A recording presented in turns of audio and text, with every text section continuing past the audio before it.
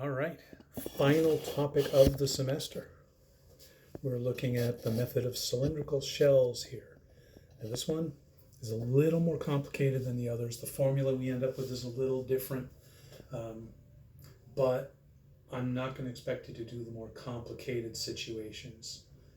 We're going to do stuff that is just a nice shape rotated around the y-axis here.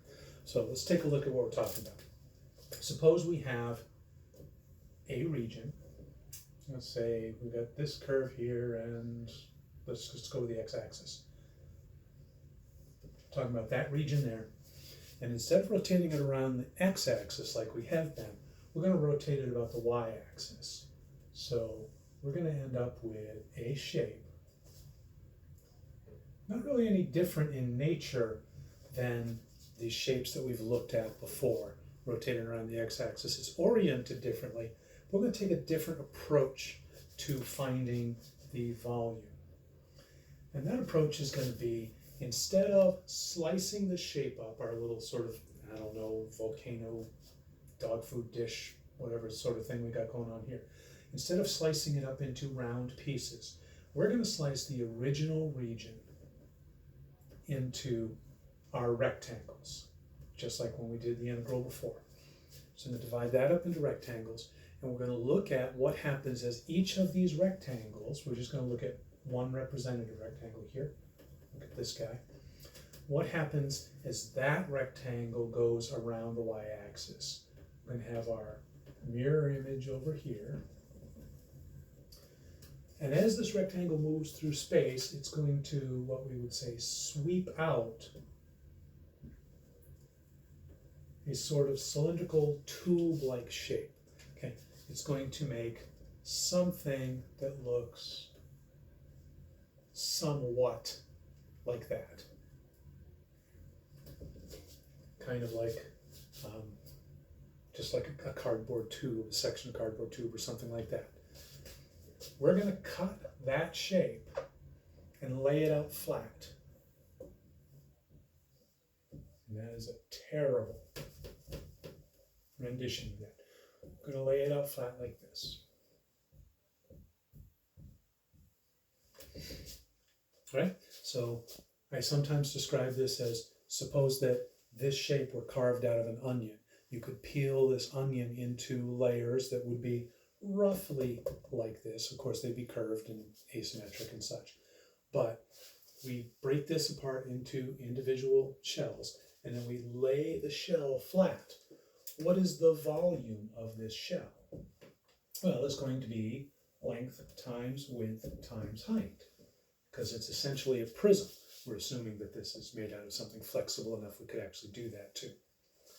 All right, well, what is the length of this shape? The length of this shape is the same as the circumference of this shape, right? When we laid it out, the circumference became the length. So the length is going to be 2 pi r. The width of this shape is going to be how thick this shell was, and that's the same thing as the width of that rectangle. That's going to be our dx.